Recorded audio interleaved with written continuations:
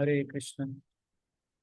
सभी भक्तों का पुनः स्वागत है हमारे ये प्रतिदिवसीय कार्यक्रम, जहाँ पे श्री भगवान के अपरूप लीलाओं के विषय में चर्चा होते हैं। भगवान के नाम रूप गुण लीला धाम के विषय में चर्चा होते हैं।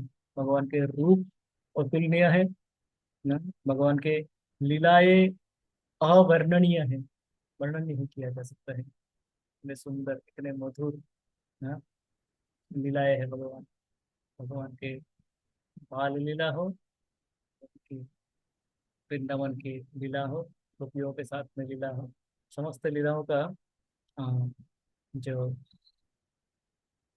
मधुरता है वो अवर्णनीय है। उन लीलाओं के विषय में हम चर्चा करते हैं। हम हमारे शास्त्र चक्षु से, हमारे आचार्य गणों से, आचार्यगण हमें जिस जिस प्रकार उनका रूप का, उनका लीलाओं का वर्णन किए हैं, उनके चक्षु से हम इनको देखने का प्रयास करते हैं। श्री राधा कृष्ण को देखने का प्रयास करते हैं, समझने का प्रयास करते हैं। और हमारे मनुष्य जीवन का उद्देश्य भी यही है कि हम भगवान के विषय में जाने, अधिक से अधिक भगवान के विषय में जाने, ताकि हमारे हृदय में भगवान के प्रति प्रेम जागृत हो। जब हम भगवान को जानेंगे तब प्रेम जागृत होगा। जब हम किसी को जानते नहीं है तो प्रेम संभव नहीं है। हम किसी को जानते ही नहीं है, राह चलते किसी को हम नहीं बोल सकते हैं कि मैं आपसे प्यार करता हूँ, हाँ, या मैं आपसे प्यार करती हूँ, प्रेम करती हूँ। जब हम किसी को जानेंगे, किसी के पास आएंगे, किसी के जीवन शैली को जानेंगे, किसी के आदर्श को जानेंगे, किसी के भाव भावनाओं को जानेंगे, किसी के हृदय में कितना प्रेम है मेरे लिए, इस बात को जब हम जानेंगे तब हम उन उनको प्रेम कर सकते हैं, उनके प्रति प्रेम जागृत हो सकते हैं हमारे हृदय में। तो इसी प्रकार जब हम कृष्ण को जानेंगे, राधा को जानेंगे, उनके विषय में अधिक श्रवण करेंगे, अधिक गूढ़ तत्वों को जानेंगे, उनके लीलाओं को जानेंगे, उनके वो बातें जानेंगे जो वो अपने भक्तों के लिए किए हैं, इसका ज्ञान जैसे जैसे बढ़ता रहेगा, वैसे वैसे प्रेम की भाव जागृत होती रहेगी उनके लिए। और राधा कृष्ण से प्रेम होना ही मनुष्य जीवन का एकमात्र उद्देश्य है। शास्त्र कहते हैं कि मनुष्य जीवन का एकमात्र उद्देश्य ही हमारे हृदय में कृष्ण प्रेम जागृत हो। और ये प्रेम जागृत होना है, ये प्रेम कहीं सृष्टि नहीं करना है। ये भी बात शास्त्र बताते हैं, हाँ, बार बार कि ये नित्य सिद्ध कृष्ण प्रेम साध्य को भुनाय, श्रवण आदि शुद्ध चित्ते करे उदय। ये कृष्ण प्रेम हमारे जीव के हृदय में ये नित्य सिद्ध, ये अवस्थित है, ये प्रेम है, पर सुप्त अवस्था में है, सोए हुए हैं। कारण सोने का कारण क्या है? कारण हम अपने स्वयं के इंद्रिय तृप्ति में व्यस्त हो जाते हैं। जब हम इस भौतिक जगत में आते हैं, भौतिक जगत में अपना प्रभुत्व जमाने के लालसा से हम क्या करते हैं? अपने इंद्रियों को तृप्त करने लग जाते हैं, इंद्रिय तृप्ति में हम भटकते रहते हैं। तो हम कृष्ण को भूल जाते हैं, कृष्ण को हम विमुख हो जाते हैं कृष्ण से। जब हम अपने इंद्रियों को तृप्ति के विषय में सोचेंगे तो कृष्ण से विमुख हो जाते हैं हम। कृष्ण से विमुख होने के कारण वो प्रेम जो कि है हृदय में स्थित, वो सुप्त अवस्था में है। शास्त्र में उदाहरण देते हैं कि आ, लकड़ी में, जो सूखी लकड़ी है, लकड़ी में आग होते हैं, उसके अंदर आग होते हैं। या हम आज के दिन कह सकते हैं कि पेट्रोल में आग होते हैं उसके अंदर। हाँ, जस्ट एक स्फुलिंग की आवश्यकता होती है और वो जलने लग जाते हैं। तो ये स्फुलिंग हमें, जो स्पार्क है, वो स्पार्क हमें जगाना है हमारे भीतर। उसी का तपस्या है ये, कि हम सदा सर्वदा चिंता करें भगवान के विषय में, भगवान के विषय में जाने तो सुप्त प्रेम जागृत होगी। है? जिस प्रकार पेट्रोल में एक स्फुलिंग से आग जल जाते हैं, उसी प्रकार ये, जब हम कृष्ण के विषय में जानते रहेंगे, ज्ञान आहरण करते रहेंगे, तो वो प्रेम जागृत होगा। यही प्रोसेस है। तो हमारे अत्यंत सुंदर श्री राधा कृपा कटाक्ष स्तोत्र, जिसका हम चर्चा कर रहे थे, उसी चर्चा को हम आज आगे बढ़ाएंगे। श्री राधा कृपा कटाक्ष स्तोत्र।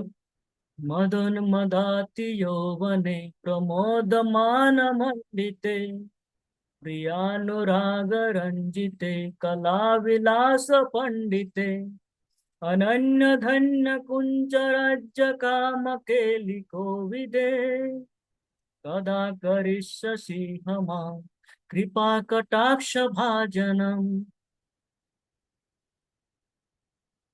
मदोन्मदाति यौवने प्रमोद मान मंडिते। अपने यौवन अवस्था में अपने श्री कृष्ण के साथ में उनका जो लीलाएं हैं वृंदावन की, वो यौवन अवस्था के लीलाएं हैं, जो कि मान मंडित है। विभिन्न विभिन्न लीलाएं, विभिन्न राधा कृष्ण की लीलाओं में विभिन्न प्रकार है, राग है, विराग है, मान है, अभिमान है। जो जिस प्रकार प्रेम प्रेम की आ, गाढ़ता जिस प्रकार वर्धित होता है, प्रेम जिससे गाढ़ा होते हैं, वो समस्त रंग मिलाए हुए हैं। जैसे हम क्या करते हैं, मान लीजिए जो रसोई होते हैं, हलवाई होते हैं। हलवाई क्या करते हैं, दूध लाते हैं, बहुत ही अच्छे जो हलवाई हैं, और दूध लाते हैं, उससे विभिन्न प्रकार की मिठाइयाँ बनाते हैं, विभिन्न प्रकार के पकवान बनाते हैं, मिठाई बनाते हैं, जो कि हम उनका स्वाद आस्वादन करते हैं विभिन्न प्रकार की। तो वो क्या करते हैं, दूध होते हैं, मुख्य वस्तु दूध होते हैं। दूध को गाढ़ा किया जाता है, गाढ़ा किया जाता है, उसके ऊपर फिर मीठा मिलाया जाता है। कहीं कपूर मिलाए जाते होंगे, कहीं पे कुछ एसेंस मिलाए जाते होंगे, कहीं पे इलायची दिए जाते होंगे। हाँ, इस प्रकार सुगंधियों का जो उसमें द्रव्य पड़ते हैं, कहीं पे ड्राई फ्रूट्स मिलाए जाते हैं। तो उसका क्या हो जाता है, फ्लेवर चेंज हो जाता है। मिठाई बनाने का मुख्य जो पदार्थ है वो है दूध। उस दूध को गाढ़ा करते करते उसमें विभिन्न द्रव्यों का मिश्रण से उसका विभिन्न जो रूप रंग बदलते रहते हैं, उसका स्वाद बदलते रहते हैं, उसका घ्राण बदलते रहते हैं, उसका सुगंध बदलते रहते हैं। इसी प्रकार राधा कृष्ण का जो प्रेम है, ये प्रेम में क्या है, प्रेम साधारणतः क्या नहीं तो एक सरल रेखा में चलता रहेगा कि प्रेम है, प्रेम चल रहा है, पर राधा कृष्ण का प्रेम में वो नहीं है। राधा कृष्ण के प्रेम में क्या है, इस प्रकार मानो कि कभी कपूर मिलाया जा रहा है, कभी इलायची मिलाया जा रहा है, कभी कुछ और सुगंध मिलाया जा रहा है, काजू मिलाया जा रहा है, किशमिश मिलाया जा रहा है, और उसके विभिन्न कुछ कभी ज्यादा गाढ़ा किया जा रहा है, कभी कम गाढ़ा किया जा रहा है। इस प्रकार से वो प्रेम क्या होता है, प्रेम के स्वरूप बदलते रहते हैं। और इस प्रेम प्रेम के प्रकाश भी विभिन्न प्रकार के होते हैं। प्रेम के प्रकाश भी इसी प्रकार विभिन्न प्रकार में होते हैं। तो उनके लीलाओं को जब हम सुनते हैं, श्रवण करते हैं आचार्यों के मुख से, तो हम देखते हैं कि कभी जैसे मान सरोवर, माँ राधा इतना मान करते थे, मान करते हैं उनके अश्रु से मान सरोवर बन जाते हैं, एक सरोवर ही बन जाते हैं उनके अश्रु से। माँ राधा क्रंदन करते हैं कि कृष्ण तुम चंद्रावली से मिलने चले गए हैं। तो मान, है, कभी इतना प्रेम गाढ़ा हो जाते हैं कि वो प्रमोद वन बन जाते हैं, प्रेम सरोवर बन जाते हैं, उनके उनके प्रेम के गाढ़ता से। तो वृंदावन में हम देखेंगे जितने भी लीला स्थलियां हैं, जितने भी ये सरोवर है, कुंड है, ये समस्त क्या है, राधा कृष्ण के प्रेम के स्वरूप को दर्शाते हैं, उनके प्रेम के दृष्टांतों को दर्शाते हैं। हम प्रेम सरोवर देखें, हम कुसुम सरोवर देखें, ये भी राधा कृष्ण के प्रेम के एक दृष्टांत है। हम स्वयं राधा कुंड देखें, राधा कुंड क्यों, श्याम कुंड है, राधा कुंड श्रीमती राधा रानी मान कर लिए कि कृष्ण के मैं कुछ भी स्पर्श नहीं करूंगा। राधा जब मान कर लेते हैं तो कहते हैं कि मैं काला, कोई भी जिनका रंग काला हो, उन काले किसी भी वस्तुओं को नहीं दिखूंगा, कारण मुझे कृष्ण का स्मरण दिलाते हैं ये काला रंग। तो मुझे काला कुछ भी नहीं दिखना है, कृष्ण का कुछ भी स्पर्श नहीं करना है। कृष्ण का नाम भी लेनी नहीं लेना है। कई बार अपने सखियों को कह देते हैं कि अरे ललिता विशाखा तुम अपना सिर मुड़वा लो, तुम्हारे ये काला केश मुझे कृष्ण का स्मरण दिलाते हैं। हैं? इस प्रकार वो मान में रहते हैं या कुपित रहते हैं। हैं? तो उस समय उसी एक क्षण क्या होते हैं, एक बार माँ राधा कहते हैं कि मैं इस श्याम कुंड में स्नान नहीं करूंगा, ना श्याम कुंड के दिशा में मैं देखूंगा भी नहीं, देखूंगी भी नहीं, दर्शन भी नहीं करना है मुझे। और वो अपने चूड़ी से ये राधा कुंड का खनन करते हैं। राधा कुंड जो कि स्वयं माँ राधा के, इसलिए राधा कुंड है, स्वयं माँ राधा ये कुंड का निर्माण करते हैं। इस प्रकार विभिन्न लीलाओं का वर्णन है। तो समस्त समस्त जो स्थलीय है, जितना भी द्वादश कानन है, समस्त कानन, समस्त जो अरण्य है वृंदावन के, और जो सरोवर है वहां पे, है, ये समस्त क्या है, माँ राधा और कृष्ण के प्रेम के निदर्शन हैं। इन्होंने कब क्या प्रेम किया था, और किस प्रकार उनके उस प्रेम से वो स्थली स्फुरित होते हैं, उनका स्थली का निर्माण हो जाता है, उस स्थान का निर्माण हो जाता है उनके प्रेम के दृष्टांत स्वरूप। ताकि आज हम जैसे जीव जब जाते हैं, हाँ, प्रजामंडल परिक्रमा में, तो हम जाके उन स्थानों का दर्शन करते हैं।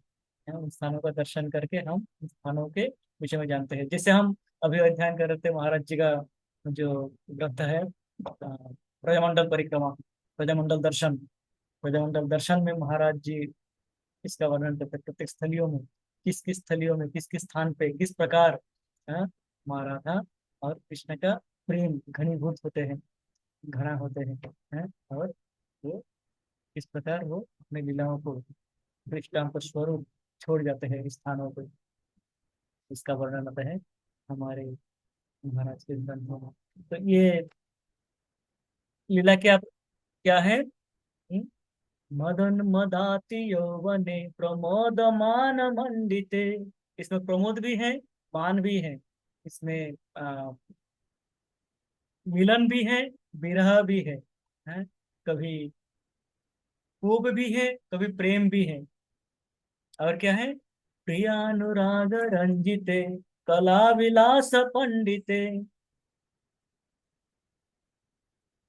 इनमें इनका जो अनुराग है, एक होता है राग, प्रेम का पूर्वावस्था राग, और राग जब बढ़ता है वो होता है अनुराग। राग वर्धित, राग का वर्धित अवस्था, है?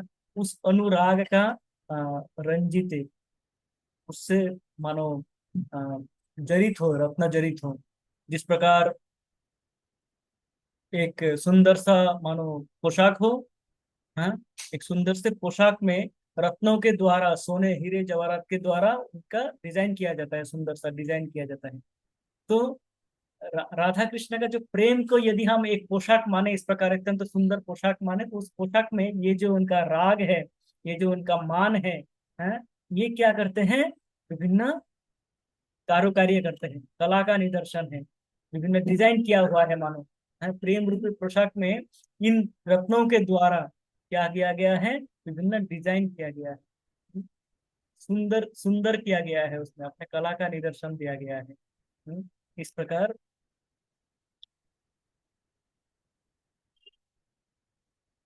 अनन्य धन्य कुंज राज्य काम के लिखो विदे।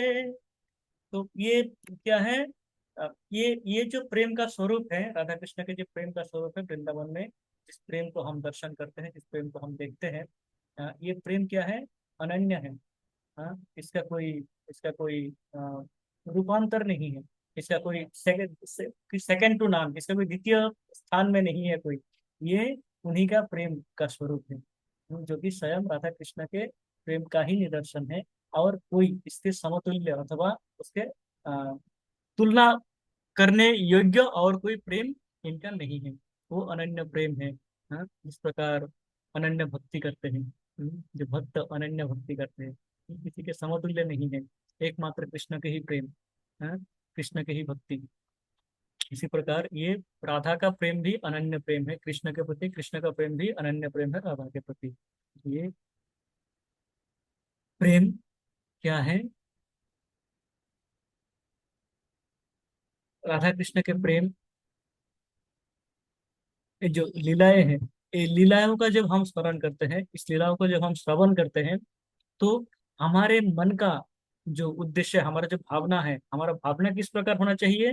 हमारा भावना इस प्रकार होना चाहिए कि हे राधा, हे कृष्ण, जिस प्रकार आपने अपने ये इस भूमंडल के लीलाओं को अपने इस प्रकार सुंदर किया है अपने प्रेम के द्वारा, उसी प्रकार आपका कृपा का एक कटाक्ष, आपके कृपा का, आपका प्रेम का एक बिंदु हमें भी प्रदान करें। हमारे हृदय में भी, हमारा हृदय क्या है अभी, मानो मरुभूमि है, एक मरुभूमि के जैसे सूखे हुए हैं, मानो सूखे खेत है, जल नहीं है, उसके जल का एक बिंदु भी नहीं है, सूख रहा है, उसमें एक बिंदु प्रेम का आप इसमें डाल दें। आपके उस प्रेम के एक बिंदु से हमारा जो हृदय सूखा हुआ है, जिसमें भगवान के प्रति प्रेम नहीं जागृत होते हैं, जिसमें हम किसी को हम प्रेम कर ही नहीं सकते हैं, जो कि कामना से भरा हुआ है, काम से परिपूर्ण है हमारा हृदय, उस हृदय को एक बिंदु प्रेम का प्रदान करे, आपके प्रेम का एक बिंदु का प्रदान करे, जिससे कि हमारा हृदय भी मानो जो मरुभूमि है वो मानो हरा हो जाए, है, एकदम हरा भरा हो जाए, हरा भरा खेत में परिवर्तित हो जाए, है, एक मात्र एक बिंदु से, उस एक बिंदु की आपसे आशंका है, आशा है, उसी उस एक बिंदु का ही, एक बिंदु प्रेम का ही आपसे प्रार्थना है हमारी। ये भाव होता है भक्तों का, जब हम भगवान के प्रेम अथवा भगवान के लीलाओं के विषय में हम चर्चा करते हैं, श्रवण करते हैं, तो ये भावना होते हैं। अभक्तों का, जो भक्त नहीं है, उनका भावना क्या होता है? राधा कृष्ण ने ये किया है तो हम भी करेंगे। अभक्त से धीरे धीरे जब भक्त बनते हैं, किस प्रकार बनते हैं? जब ये समझते हैं कि ये जो लीलाएं हैं, ये दिव्य लीलाएं हैं, ये ये लीलाएं इस जगत के नहीं है, ये लीलाएं इस भौतिक शरीर के द्वारा किया नहीं जा सकता है, संभव नहीं है। ये भौतिक शरीर के लीलाएं नहीं है, ये जो हमारा जो कलुषित मानसिकता है, हमारा जो मन है, जो मन सदा सर्वदा चाहता है, हमारा जो अहंकार है, जो सोचता है कि मैं ही सर्वसेवा हूँ, मैं ही सब जानता हूँ, मैं ही सब करता हूँ, करता हम इति मन्यते, तो ये अहंकारी जो व्यक्ति है, उस व्यक्ति का कार्य नहीं है ये प्रेम, ये दिव्य प्रेम है। तो उस दिव्य प्रेम की प्राप्ति के लिए हमें क्या करना होगा? दिव्य शरीर प्राप्त करना होगा। ये भौतिक शरीर से ये प्रेम संभव नहीं है। तो यदि ये प्रेम करना है तो मुझे क्या करना होगा? वो शरीर, वो दिव्य शरीर प्राप्त करना होगा। इस शरीर से जिसमें काटने से खून निकलता है, उस शरीर से ये प्रेम नहीं किया जा सकता है। कारण इस भौतिक शरीर में भौतिक मन है, और भौतिक मन में कलुषता, काली माए, कलमश भरे हुए हैं। तो जब हम इस प्रकार इस कलुषित मन को परिष्कार करके धो के हम क्या कर सकते हैं? निष्कलुष बन सकते हैं, कलंकहीन बन सकते हैं। तब हम उस प्रेम का स्वाद का आस्वादन कर पाएंगे, और उसके लिए हमें उस दिव्य शरीर की आवश्यकता है। जो किस प्रकार प्राप्त हो सकता है? जब भगवान के दिव्य लोक में प्रवेश करेंगे, जब भगवान अपने घर में एंट्री देंगे हमें, कि आओ, प्रवेश अधिकार देंगे कि आप आ सकते हो अभी। और कब आ सकते हो?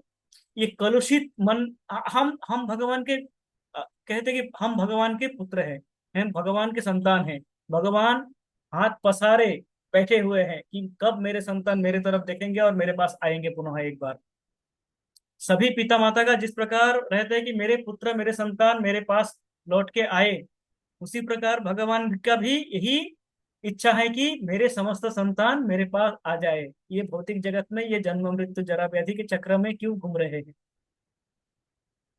पर जो दिव्य जगत के जो नियम है, दिव्य जगत में प्रवेश अधिकार तभी हो सकता है जब आपके शरीर दिव्य हो, जब आपके शरीर से ये समस्त कलमश, कालिमाए विलुप्त हो चुके हो, लुप्त हो चुके हैं, एकदम ना बचे हो, तभी हम उस जगत में, उस जगत के प्रवेश अधिकार प्राप्त कर सकते हैं।